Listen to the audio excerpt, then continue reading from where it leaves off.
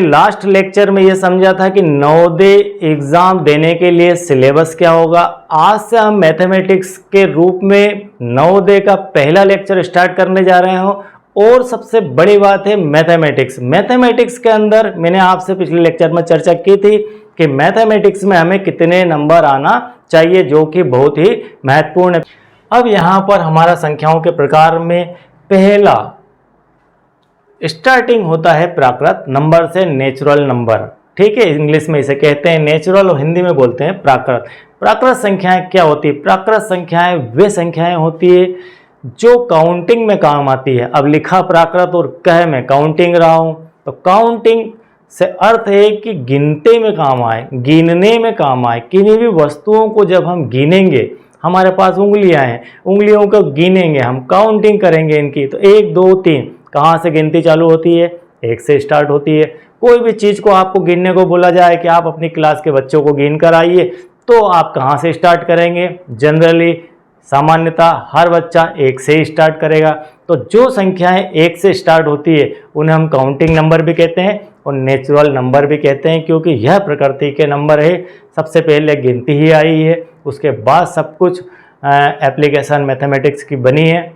ठीक है, तो सबसे पहले गिनती आई है। गिनती इसलिए आई है क्योंकि पुराने समय में लोग काउंटिंग तो करते थे, कुछ मैथमेटिक्स का नहीं करते होंगे, लेकिन काउंटिंग तो थी। आज से हजारों साल पहले के इतिहास में लिखा है, उनके पास इतनी गायें थी, उनके पास इतने सैनिक थे, उनके पास इतने घोड़े थे, वगैरह वगैरह। तो कुल मिलाकर काउंटिंग की व्यवस्था तो थी। तरीके बदल हो सकते हैं, अलग हो सकते हैं, लेकिन काउंटिंग थी। तो हमारा जो प्राकृत संख्या है, हमारी प्राकृत संख्याएं स्टार्ट होती है 1 से। 1 2 3 4 5 6 से लेकर अप टू जहां तक लेना चाहें। इसके ऊपर हम क्वेश्चन बनाते हैं हाथों हाथ कि सबसे छोटी प्राकृत संख्या क्या है। तो सबसे छोटी प्राकृत संख्या आपकी 1 है। सबसे बड़ी प्राकृत संख्या क्या है? तो सबसे बड़ी प्राकृत संख्या हमारी नहीं होती है। क्यों नहीं होती है? क्योंकि जो भी नंबर आप बोलेंगे, मैं आपसे अगर कोई नंबर यहाँ पर कह दूं तो आप उसका अगला नंबर 1 प्लस करके तुरंत बता देंगे और कह देंगे सर यह आप गलत कह रहे हैं, इसका अगला नंबर तो ये होगा, इससे बड़ी संख्या तो ये है। तो बड़ी संख्याओं नहीं होती है, इसलिए छोटी संख्या ही इसके अंदर मेनली पूछी जाती है। तो सबसे छोटी संख्या प्राकृत संख्या की 1 होती है स्टार्टिंग। अब नंबर 2 बात, पूर्ण संख्याएं। अब जब 0 इसके अंदर ऐड करना हुआ, जब 0 की खोज हो गई, तो 0 को कहीं ऐड करना है, 0 को ऐड करना है, तो अब क्या किया जाए? अब क्या किया जाए? तो उसी के अंदर तो हम घुसा नहीं सकते इसे, तो फिर क्या किया? उसको एक नया नंबर दिया, क्योंकि हर व्यक्ति का एक पर्सनल होता है कि भाई मैंने प्राकृत संख्या बनाई है, प्राकृत संख्या को मैंने डिजाइन किया, इसको मैंने नेचुरल नंबर नाम दिया। ठीक है, आपने दिया है, जब अगला कुछ भी उसमें संशोधन होगा तो नया नाम आएगा, तो संशोधित होकर नया नाम आया। जिस प्रकार से मोबाइल रोज निरंतर बदलते जा रहे हैं, तो एक ही मोबाइल के अंदर सारे फीचर डाल सकते, तो फिर नया नाम देने की क्या आवश्यकता है? नया नाम इसलिए दिया जाता है क्योंकि उसका अपडेशन है वो। तो जब इसका अपडेशन हुआ, अपडेशन होके पूर्ण संख्याएं बनी, तो पूर्ण संख्याएं हमारी 0 से स्टार्ट हुई। 0 1 2 3 4 5 6 इस प्रकार से ये रनिंग करती हुई आगे बढ़ती है। अब हम यहाँ पर कहें कि सबसे छोटी पूर्ण संख्या क्या है? तो सबसे छोटी पूर्ण संख्या 0 है। यदि आपसे पूछ लिया जाए कि सबसे छोटी पूर्ण और प्राकृत संख्या क्या है, समझना, सबसे छोटी पूर्ण और प्राकृत संख्या क्या है? तो सबसे छोटी पूर्ण और प्राकृत संख्या हमारी 1 ही होगी, क्योंकि पूर्ण के साथ प्राकृत भी लग गया है, मतलब दोनों के अंदर वह कॉमन होना चाहिए। तो सबसे छोटी यहाँ पर पूर्ण संख्या हमारी 0 आएगी। इसके बाद आगे बढ़ते हैं पूर्णांक की तरफ। पूर्णांक क्या है? मतलब अब अंक की पद्धति और आगे बढ़ी, और आगे बढ़ने में क्या हुआ, हमें माइनस के नंबर में मिले, ऋणात्मक संख्याएं भी मिली।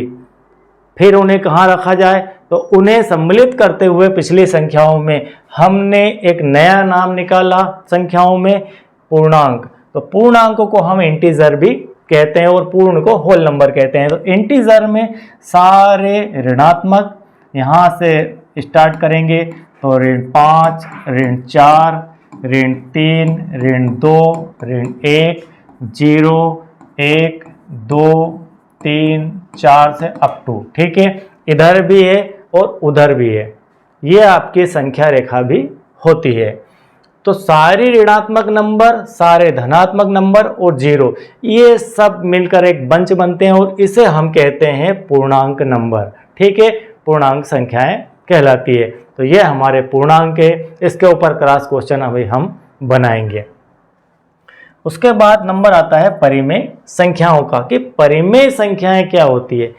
परिमेय संख्याएं वे संख्याएं होती है जो P/Q की फॉर्म में लिखी जाती है। आप बिल्कुल ध्यान से इसे समझ लीजिए, P/Q की फॉर्म में लिखी जाती है। और P/Q की फॉर्म में लिखने के साथ ही एक शर्त भी जोड़ दी गई है, Q ≠ 0 होना चाहिए। इसका अर्थ है कि ऊपर एक संख्या, नीचे एक संख्या, अंश में एक संख्या, हर में एक संख्या, न्यूमरेटर में एक संख्या, डिनोमिनेटर में एक संख्या, और इसे हम कह सकते हैं भिन्न भी, और इसे कह सकते हैं हम दशमलव भी। तो इस प्रकार से कई इसके नाम हैं, लेकिन अभी बेसिकली हमें सीखना है P/Q ही, ठीक है। जहां पर Q की कोई वैल्यू होना चाहिए, Q कोई इंटीजर होना चाहिए। तो यहाँ पर Q कोई वैल्यू होना चाहिए। तो हम जैसे मान लीजिए लिखते हैं 5/3, तो 5/3 में P की वैल्यू 5 है, Q की वैल्यू 3 है, तो हम इसे लिख देंगे 5/3। और यह कौन सी नंबर हो गई, यह आपकी एक परिमेय संख्या हो गई। यदि आपसे कहा जाए कि -5 क्या है, -5 क्या है, क्या यह एक परिमेय संख्या है या नहीं है, तो -5 भी एक परिमेय संख्या है। आप कहेंगे सर इसके अंदर तो Q है ही नहीं, इसके अंदर Q है लेकिन 1 के रूप में है, ये 1 के रूप में लिखा गया है। तो Q की वैल्यू यहाँ पर 1 है, हम 1 किसी भी नंबर के नीचे लिख सकते हैं। अभी हम बेसिक में पढ़ेंगे 1 और 0 को, इनकी प्रॉपर्टीज़ को, वहाँ पर और डिटेल में जानकारी देंगे। अभी आप नंबर पढ़ते जाइए, मैं जिस सीक्वेंस में आपको पढ़ा रहा हूँ उसी सीक्वेंस में आप सीखते जाइए। आपका लक्ष्य नवोदय एग्जाम पास करना है, तो मेरा लक्ष्य भी आपको नवोदय तक ले जाना है। तो यहाँ ऋण 5/1 हम लिख सकते हैं। इसके बाद यदि कहा जाए कि 3 लिखा हुआ है, तो 3 भी आपका एक परिमेय संख्या ही है, तो इसे 3/1 की फॉर्म में लिखा जा सकता है। तो कुल मिलाकर आपको ध्यान रखना है कि P/Q की फॉर्म में ये परिमेय संख्याएं लिखी जाती है, ठीक है। परिमेय संख्याएं P/Q की फॉर्म में लिखी जाती है और इस प्रकार से ये नंबर हो सकते हैं। आगे बढ़ते हैं। अपरिमेय संख्याएं। अपरिमेय संख्याएं वे संख्याएं होती है जो परिमेय नहीं होती है। जो परिमेय संख्याएं नहीं है वे सारी अपरिमेय की श्रेणी में आ जाती है। जैसे कुछ अंडर रूट की स्पेशल नंबर, √3, √2, √5, √7, -√7, 3.14 पाई, ये सारे जो मैंने लिखे हैं ये सारे अपरिमेय की श्रेणी में आते हैं। कुल मिलाकर आपको ध्यान रखना है अंडर रूट, चाहे वह अंडर रूट आपका माइनस में ही क्यों ना हो, और पाई और दशमलव के कोई नंबर, ये सारे हमारे अपरिमेय की श्रेणी में आते हैं। इसके बाद आती है वास्तविक संख्याएं। तो वास्तविक संख्याओं को यदि हम 2 भागों में विभाजित करें तो वास्तविक संख्याएं 2 प्रकार की होती है, एक परिमेय होती है और एक अपरिमेय होती है। परिमेय मतलब इंग्लिश में कहते हैं रेशनल नंबर, और अपरिमेय को हम कहते हैं इरेशनल नंबर। और यहाँ पर जो रियल नंबर होते हैं, वास्तविक संख्याएं होती है, उसके अंदर रेशनल और इरेशनल दोनों को सम्मिलित कर लिया जाए तो वे सारे हमारे वास्तविक संख्याएं कहलाती है। तो वास्तविक संख्याओं में परिमेय और अपरिमेय संख्याएं दोनों प्रकार की संख्याएं आ जाती है। अब थोड़ा सा इसका एनालिसिस कर लेते हैं। ये तो हुआ याद करने वाला विषय कि हम इसे याद करेंगे।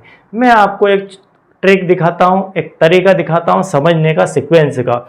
मैथमेटिक्स में हर चीज़ सीक्वेंसली होती है, आपको सीक्वेंस समझना आना चाहिए। सीक्वेंस कैसा है अब आप देखिए इसको। यहाँ पर प्राकृत है तो प्राकृत संख्या है 1 to 6 है, और यहाँ 1 to 6 से आगे बढ़ रही है, मतलब इसमें क्या ऐड है 0। तो प्राकृत संख्या के अंदर, पूर्ण संख्या के अंदर सभी प्राकृत संख्याएं मौजूद है। अब आप यहाँ आइए इंटीजर, पूर्णांक। पूर्णांक के अंदर ये सारी की सारी कंप्लीट पूर्णांक के अंदर मौजूद है। इसके बाद नंबर आती है परिमेय, तो ये सारे के सारे सबके सब परिमेय के अंदर मौजूद है, मतलब इससे ऊपर वाले तीनों नंबर परिमेय के अंदर है। और परिमेय और अपरिमेय ये दोनों मिलकर, परिमेय और अपरिमेय मिलकर दोनों हमारे वास्तविक संख्याओं का हिस्सा है। तो यह सीक्वेंस आपको पता होना चाहिए कि कौन किसके अंदर है और किससे मिलकर कौन बना है। यदि हम कहें कि क्या सारी पूर्ण संख्याएं प्राकृत संख्याएं हैं, तो हम कह सकते हैं हाँ या ना। सारी पूर्ण प्राकृत है तो नहीं, सारी पूर्ण संख्याएं प्राकृत नहीं है। और यदि कहें कि क्या सारी प्राकृत संख्याएं पूर्ण संख्याएं हैं, तो सारी प्राकृत संख्याएं पूर्ण संख्याओं के अंदर अवेलेबल है। तो आप देखिए यहाँ से स्टार्ट 1 से होती है और यह 1 से स्टार्ट होकर आगे बढ़ रही है, मतलब सारी प्राकृत पूर्ण के अंदर है। हम कहें कि क्या सारी पूर्ण संख्याएं, क्या सारी पूर्ण संख्याएं पूर्णांकों के अंदर है, तो सारी पूर्ण संख्याएं पूर्णांकों के अंदर अवेलेबल होती है। और क्या सारे पूर्णांक परिमेय के अंदर है, तो सारे पूर्णांक परिमेय के अंदर आपको मिल जाएंगे, सारे प्लस सारे माइनस सब कुछ इसके अंदर मिल जाएगा। क्या परिमेय और अपरिमेय दोनों वास्तविक संख्याओं के अंदर है, तो हम कह सकते हैं कि परिमेय और अपरिमेय दोनों हमारी वास्तविक संख्या का हिस्सा है। तो इस प्रकार से यह संख्या पद्धति है जिसे हमने थोड़ा सा यहाँ पर समझ लिया। इसके बारे में जहाँ जहाँ आवश्यकता लगेगी हम और भी गहराई में इससे देखेंगे। अब आगे बढ़ते हैं। इस नंबर सिस्टम का और हिस्सा है, कुछ नंबर और होते हैं, वे नंबर है अभाज्य संख्याएं। क्या होते हैं? प्राकृत संख्याओं के प्रकार, type of natural numbers. Natural number के टाइप, प्राकृत संख्याओं के प्रकार। सबसे पहला नंबर है अभाज्य संख्याएं। ये भी उसी प्रकार से है, लेकिन इन्हें हम रख रहे हैं प्राकृत संख्याओं की श्रेणी में। ये प्राकृत संख्या के अंतर्गत आते हैं अभाज्य संख्याएं। तो अभाज्य संख्याएं क्या होती है? अभाज्य संख्याओं को समझने के लिए हम थोड़ा सा इसका बेसिक समझते हैं, इस वर्ड का मीनिंग समझते हैं।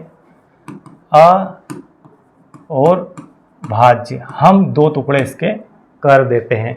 आ का मतलब होता है अमूमन उल्टा, आ का मतलब होता है उल्टा। कुल मिला के भाज्य का उल्टा अभाज्य होता है, ठीक है, भाज्य का उल्टा अभाज्य होता है। और दोनों को मिलाकर एक वर्ड बना दिया जाए तो इसका जो मीनिंग होता है वह होता है कि जिसको और विभाजित नहीं किया जाए, जिसमें और किसी नंबर का भाग नहीं दिया जा सके, उस नंबर को हम अभाज्य नंबर कहते हैं। जैसे मान लीजिए हम लिख रहे हैं 1 2 3 4 5 6 7 8। इन नंबरों में से हम स्टार्ट करते हैं कि किस नंबर को और पार्ट में नहीं ब्रेक किया जा सकता है। इसका बेसिक भी देखेंगे, इसके डेफिनेशन भी देखेंगे, परिभाषा भी देखेंगे, लेकिन थोड़ा सा हम इसका बेसिक समझते हैं। जैसे 8 है, तो 8 को हम अगर डिवाइड करना चाहें तो 2 से भी डिवाइड हो सकता है, 1 से भी डिवाइड हो सकता है, और 8 से भी हो सकता है, और 4 से भी हो सकता है। तो हम यहाँ कह रहे हैं अभाज्य के डेफिनेशन में कि एक ऐसा नंबर जिसे और विभाजित नहीं किया जा सकता है। तो इसे तो विभाजित किया जा सकता है, इसको 2 पार्ट में भी तोड़ा जा सकता है, इसको 8 पार्ट में तोड़ा जा सकता है, इसको 4 पार्ट में भी ब्रेक कर सकते हैं। 4 पार्ट में कैसे ब्रेक कर सकते हैं 8 को? हम लिख सकते हैं 2 गुणित 4, ऐसा भी इसे लिखा जा सकता है। तो यह तो विभाजित हो गया, मतलब यह अभाज्य नहीं है। इसके बाद लेते हैं 7। क्या आप 7 को ऐसे किसी टुकड़े में तोड़ सकते हैं? आप इसे लिख सकते हैं, ऐसा नहीं लिखा जा सकता है। सिर्फ इसमें भाग कोई संख्या का जाता है तो वो 7 का ही जाएगा या फिर 1 का जाएगा, इसलिए 7 आपका अभाज्य की श्रेणी में आ जाता है। इसी प्रकार से 6 को छोड़ दीजिए, क्योंकि जैसे 8 के टुकड़े हुए वैसे ही 6 के भी हो सकते हैं। और यहाँ पर 5 आता है अभाज्य की श्रेणी में, इसके बाद 3 आता है और 2 आता है, और 1 को हम छोड़ देते हैं। उस छोड़ने का कारण अभी देखते हैं। तो अभाज्य की डेफिनेशन क्या कहती है? ये तो हुआ उसकी बेसिक समझ। अभाज्य की डेफिनेशन क्या कहती है? अभाज्य की डेफिनेशन ये कहती है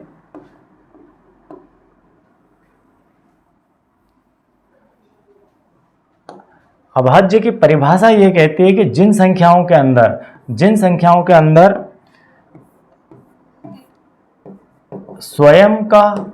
स्वयं उसी संख्या का और 1 का, इन दोनों का भाग चला जाए, स्वयं का और 1 का इन दोनों संख्याओं का भाग चला जाए, वह संख्या हमारी अभाज्य संख्या कहलाती है। जैसे मान लीजिए 5 है तो 5 में हम 1 का भाग दे सकते हैं और 5 का दे सकते हैं, इसके अलावा कोई और नंबर का इसमें भाग नहीं जा सकता और किसी नंबर से डिविजिबल नहीं है और किसी नंबर से हम इसे डिवाइड नहीं कर सकते, इसलिए हमारा जो 5 है यह अभाज्य की श्रेणी में आता है। इस प्रकार से आप यदि कहें कि 6 है, मान लीजिए हम 6 को कहते हैं कि मान लीजिए अभाज्य है। अब देखते हैं ये अभाज्य है या नहीं। हमने कहा 6 का भाग चला जाएगा, 1 का भाग भी चला जाएगा सभी में, इसके बाद इसमें 2 का भाग भी जा रहा है, इसमें 3 का भाग भी जा रहा है, तो यह अभाज्य की श्रेणी से बाहर हो जाती है। क्यों हो जाती है?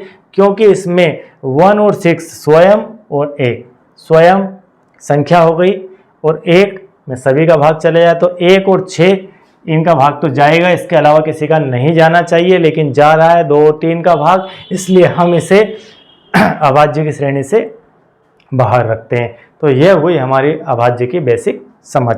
इसके बाद आगे बढ़ते हैं भाज्य पर। इसका उल्टा अपोजिट होता है भाज्य।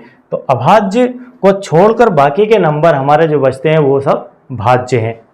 भाज्य हैं तो भाज्य में जैसे मान लीजिए हम यहाँ पर लिख देते हैं 1 2 3 4 5 6 7 8 9 10, इसमें से हमें छांटना है भाज्य और अभाज्य और अन्य जो दोनों में नहीं हो। एक एक करके इसको फिल्टर करते हैं। तो भाज्य के अंदर यहीं से स्टार्ट करते हैं या उधर से लेके आते हैं, 10 से लेके चलते हैं। तो 10 हमारा भाज्य में आएगा, 9 हमारा भाज्य में आएगा, 8 हमारा भाज्य में आ जाएगा, 7 हमारा अभाज्य में आ जाएगा, 6 हमारा भाज्य के अंदर आ जाएगा, 5 अभाज्य में आ जाएगा, 4 भाज्य में आ जाएगा, 3 अभाज्य में आ जाएगा और 2 अभाज्य में आ जाएगा और एक किसके अंदर आएगा?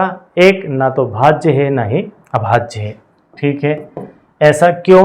क्योंकि भाज्य की जो डेफिनेशन है और अभाज्य की डेफिनेशन है उससे यह बिलोंग नहीं करता है। अभाज्य की डेफिनेशन है, परिभाषा है कि अभाज्य में स्वयं संख्या का और 1 का भाग चला जाना चाहिए। तो स्वयं का तो हो गया, इसके बाद एक और नंबर स्वयं मान लीजिए या 1 मान लीजिए, तो इसलिए इसको बाहर रखा जाता है। उसके बाद भाज्य की परिभाषा कहती है कि स्वयं का और 1 के अलावा किसी और नंबर का भाग चला जाना चाहिए, तो इनके अंदर किसी और नंबर का भाग भी चला जाएगा स्वयं के अलावा। 10 में 10 का भाग भी चला जाएगा, 1 का भी चला जाएगा, 5 का भी चला जाएगा, 9 में 3 का भी चला जाएगा, 9 का भी जाएगा और 1 का भी जाएगा। और अभाज्य में इनको इसलिए रखा गया है क्योंकि इनके अलावा और 1 के अलावा किसी और का भाग इसमें नहीं जाएगा और अन्य में हम 1 को रख लेंगे। तो यह हमारी हुई भाज्य अभाज्य की बेसिक समझ। ठीक है, इसके बाद आगे बढ़ते हैं। तो सम और विषम, इवन और ऑड नंबर क्या होते हैं। अब यहाँ बात आती है सम की और विषम की।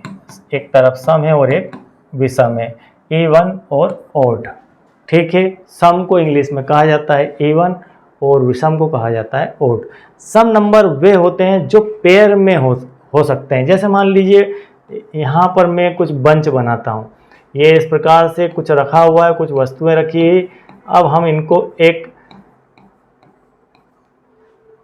2-2 के रूप में लिखते हैं, पेयर के रूप में लिखते हैं। पेयर के रूप में तो हम इन 2 को पेयर में ले सकते हैं, इन 2 को पेयर में ले सकते हैं, इन 2 को पेयर में ले लिया, इन 2 को पेयर में ले लिया, यहाँ पर एक शेष बच गया, इन 2 को पेयर में रख लिया, इन 2 को पेयर में रख लिया, इन 2 को यहाँ पर एक शेष बच गया। तो जिसके अंदर पेयर बनाने के बाद शेष बच जाए वह आपकी विषम है और बाकी की सम है। यह इसकी बेसिक समझ होती है, पेयर से इसका संबंध है। इसके बाद यदि संख्याओं की बात की जाए तो संख्याओं में आप इसे काउंट कर लीजिए, 2 2 4 और 1 5, मतलब 5 आपकी विषम है। यहाँ 2 और 2 4 आपकी सम है। यहाँ पर 3 और 3 6 और 1 7, यह आपकी विषम है। जिनके अंदर पेयर बनने के बाद बच जाए वह सारी विषम, और जिसके अंदर पेयर बन जाए उसे हम कहेंगे सम। तो ऐसे ही हम संख्याओं को भी लिख सकते हैं। संख्याओं को क्या लिख सकते हैं? वे संख्याएं 0 2 4 6 8, इनको हम रख लेते हैं सम की श्रेणी में। इसको छोड़कर 1 3, 5, 7, 9 इसे रख लेते हैं हम विषम की श्रेणी में। ये हो गए हमारे अंक, सम अंक और विषम अंक। अब बात करते हैं संख्याओं की, सम संख्या और विषम संख्या। तो सम संख्याएं वे होती जिनके अंत में ये नंबर आ जाए, और विषम संख्याएं क्या होती जिनके अंत में ये नंबर आ जाए। मान लीजिए लिखा 4, 4, 4, 6, 0, 0, 8, 2 सभी लिख दिए मैंने सम अंकों, लास्ट में लाके यहाँ 3 लगा दिया। अब आप बताइए क्या यह नंबर सम है या विषम है? तो यह हमारा 3 यह बता रहा है कि यह विषम संख्या हो चुकी है। हमें इस तरफ से कोई लेना देना नहीं है, हम सिर्फ इसके लास्ट में देखेंगे, लास्ट का जो नंबर है वही तय करेगा कि यह सम है या विषम है। तो ये जो अंक है यही बताएंगे कि यह संख्या आपकी सम संख्या है या फिर विषम संख्या है। इसके बाद सम और विषम को क्लियर कर लिया। अब हम देखते हैं हमारा नेक्स्ट है सहभाज्य संख्याएं। सहभाज्य संख्याएं या को प्राइम नंबर, ठीक है, सहभाज्य संख्याएं। जैसे मान लीजिए 4 और 6 है, 4 और 6 है। हम इसको कैसे देख सकते हैं? 4 और 6 को, 6 को हम लिख सकते हैं 2 गुणित 3, ऐसा लिखा जा सकता है। 4 को हम लिख सकते हैं 2 गुणित 2।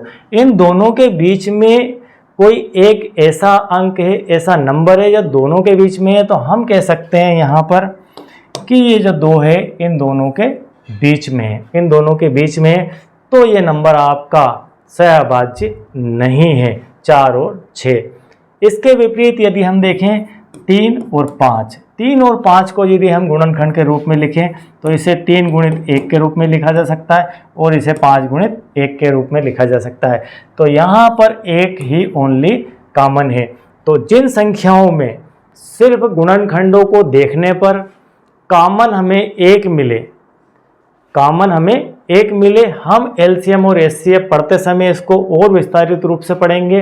कुल मिला के यदि कहा जाए इसकी डेफिनेशन, तो एचसीएफ जिसका 1 हो, जिन दो संख्याओं का एचसीएफ 1 हो, वे संख्याएं हमारी सहभाज्य संख्याएं कहलाती है।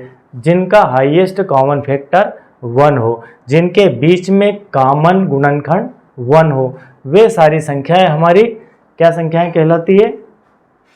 सहभाज्य संख्याएं कहलाती है।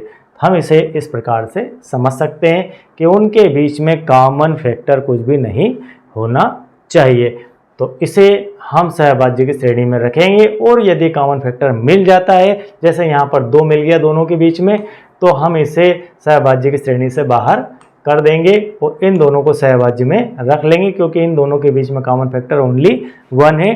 तो जिन दो संख्याओं के बीच में कॉमन फैक्टर 1 हो, एचसीएफ 1 हो, वे संख्याएं हमारी सहभाज्य संख्याएं कहलाती है। अब बात आती है संपूर्ण संख्याएं। संपूर्ण संख्याएं क्या होती है? अब इसके नाम में ही संपूर्ण है, मतलब ये एक परफेक्ट नंबर है, एक कंप्लीट नंबर है। आपने ढेर सारे नंबर पढ़ लिए, एक नंबर और आ गया यहाँ पर कंप्लीट नंबर, और इससे क्वेश्चन आजकल जनरली पूछा जाना फैशन बन चुका है। किससे? संपूर्ण संख्याओं से। इसको नया ऐड किया गया है, 1-2-4 सालों से ये सुनने में आ रहा है, इसलिए इसका इंट्रोडक्शन महत्वपूर्ण हो जाता है।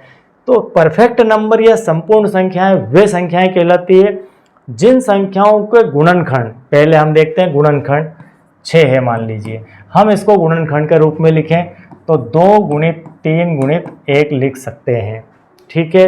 9 लिखते हैं, 9 के गुणनखंड 3 गुणित 1 लिख सकते हैं।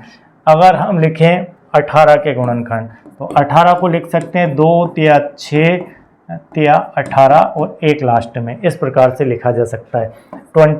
28 को लिखते हैं तो 2 7 चुको 28, 2 गुणित 7 दूना 14 दूना 28 गुणित 1, इस प्रकार से इसे लिखा जा सकता है। तो हम इस प्रकार से इसे लिख सकते हैं गुणनखंडों के रूप में, 7 दूना 14 दूना 28, ठीक है। और यहाँ पर 2 या 6, 3 या 9 दूना 18, 3 या 9, इस प्रकार से लिखा जा सकता है। अब इसकी जो डेफिनेशन बनती है परफेक्ट नंबर की, संपूर्ण संख्या की, वो यह बनती है कि यदि आप इस प्रकार से गुणनखंड करें और इन गुणनखंडों का फिर योग भी करें। अब योग कर लीजिए, हम इसे कर लेते हैं 2 धन 3 धन 1, क्या आया 2 3 5 और 1 6 आया। इसे देख लेते हैं, इसका क्या आएगा 3 धन 3 धन 1 मतलब 3 3 9 और 1 10 आया। इसका देख लेते हैं 2 धन 3 धन 3 धन 1 मतलब 3 और 3 6 और 3 9 आया। ठीक है, और इसको यदि टोटल करें हम तो 7 और 2 9 और 2 11 और 1 12 आया। तो 2 धन 7 धन 2 धन 1 बराबर 12। इस प्रकार से इनका टोटल आएगा। 7 2 9 2 11 और 1 12 इनका टोटल आएगा। अब इसमें से उस नंबर को हमें देखना है कि जिस नंबर के फैक्टर या गुणनखंड का योग उस नंबर के बराबर आ जाए, उस नंबर के बराबर आ जाए तो हम उस नंबर को परफेक्ट नंबर के श्रेणी में रखेंगे। मतलब उसके जो टुकड़े हैं उनको मिला दिया जाए तो वापस वही नंबर बन जाना चाहिए। तो हमने 6 के टुकड़े किए, उनको वापस मिला दिया तो 6 हमारा बन जाता है। तो 6 हमारा परफेक्ट नंबर की श्रेणी में आ जाएगा। हमने 9 के टुकड़े किए लेकिन 9 के टुकड़े से जोड़ने पर 10 बन रहा है, मतलब आपका 9 नहीं बन रहा है, इसलिए यह परफेक्ट नंबर की श्रेणी में नहीं आएगा। संपूर्ण संख्याएं इसे नहीं कहेंगे। और 18 को यदि देखें तो यहाँ पर 9 ही आ रहा है। 2 गुणित 3 गुणित 3 3 3 9 दूना 18 और ये आपका टोटल 9 आता है। 3 और 3 6 और 3 9। तो आप 18 को टुकड़े कर रहे हैं तो उनका टोटल तो 9 ही आ पा रहा है। और यहाँ पर 28 के टुकड़े करने पर आपका टोटल 12 आ रहा है। तो एक ही नंबर हमारे पास दिख रहा है और वह नंबर है कौन सा, वह नंबर हमारा है 6, जिसके टुकड़े करने पर वापस उनको जोड़ने पर हमें 6 ही मिल रहा है। तो इसे हम कह सकते हैं परफेक्ट नंबर या संपूर्ण संख्याएं। तो इस प्रकार से यह हमारा आज का नंबरों के विषय में लेक्चर था जो कि कंप्लीट होता है। आई होप कि आपको यह चीज़ बिल्कुल समझ में आ गई होगी। और नेक्स्ट लेक्चर के अंदर हम फिर बेसिक लेके आएंगे और यहाँ 3 से 4 लेक्चर पूरे बेसिक पर ही चलेंगे। उसके बाद हम मैथमेटिक्स के पार्ट पढ़ना स्टार्ट करेंगे क्योंकि इनकी बहुत वहाँ पर आवश्यकता लगेगी। आई होप कि आपने अब तक सब्सक्राइब कर लिया होगा। यदि नहीं किया है तो तुरंत ही चैनल को सब्सक्राइब कर लें, लाइक कर लें और शेयर करें। और थैंक यू वेरी मच।